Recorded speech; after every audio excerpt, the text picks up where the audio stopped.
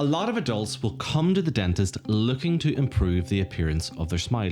And one of the first things that I always suggest to them is maybe braces or Invisalign. And a lot of the patients will end up saying, no, I didn't get braces when I was a kid. I was just unlucky and now that ship has sailed.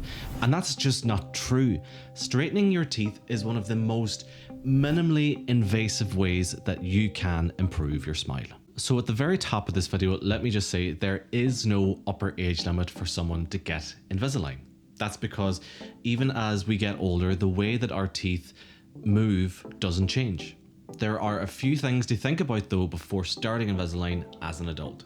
So what actually matters to be a good candidate for Invisalign? Well, I generally break this down into 3 parts, and I think the most important one is to have good gum and bone health. Having good gum health is something that I've talked about a lot on this channel, so you can go and watch some of those videos if they apply to you.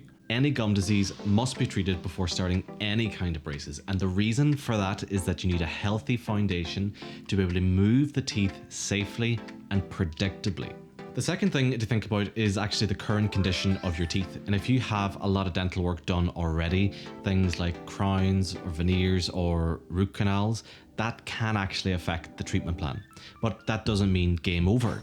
An experienced orthodontist should have no problem whatsoever navigating around those issues. But like gum disease, it's important to have the teeth themselves in good condition before starting braces, because we don't want, teeth to be chipping, teeth to be breaking, or teeth causing pain during the course of the treatment. And the third thing that's important for Invisalign is your own expectation. Depending on your situation, not every type of movement might be possible, and treatment may even take a little bit longer. And that's because adult bone is more dense, it's more rigid if you compare it against kids' bones, so it simply takes longer for the teeth to start to move. Also, if you have heavily restored teeth, they may not be able to move in the way that you want them to, so you may have to accept a final solution that may not be a perfect bite, but it will still correct the aesthetic and the cosmetic concerns that you want to address. So what is the process of actually getting Invisalign for an adult like?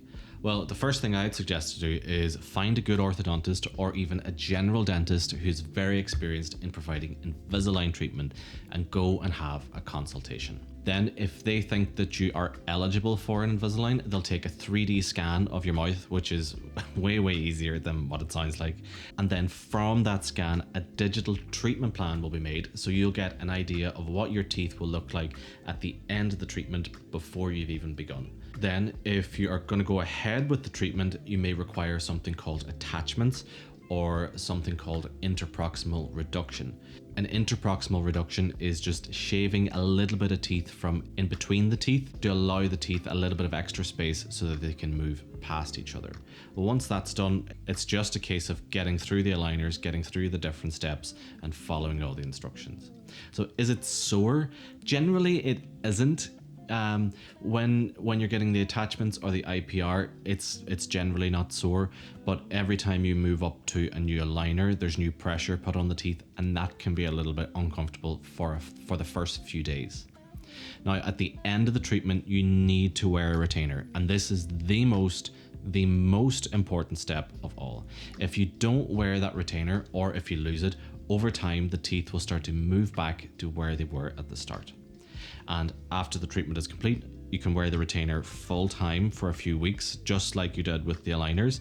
And then after that few weeks is up, you can move to nighttime only. But wearing it at nighttime is forever.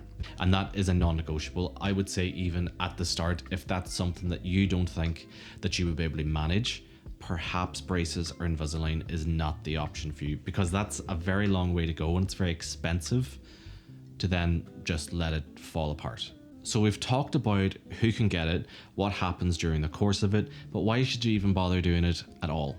Apart from the fact that you'll have lovely straight teeth at the end, there are a few other things that make Invisalign worth doing. Firstly, you'll have so much more confidence in your smile, and I think that is so worth the investment of all of that time and all of that effort, especially if you're someone who is always kind of covering your teeth whenever you're talking to someone, or you smile in a certain way so people can't see your teeth in photographs.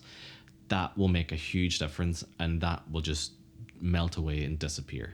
And also, it's not just about correcting bite issues. Straighter teeth are so much easier to clean. There's no messing around with floss trying to get in between crooked teeth. It's, it's just so much easier.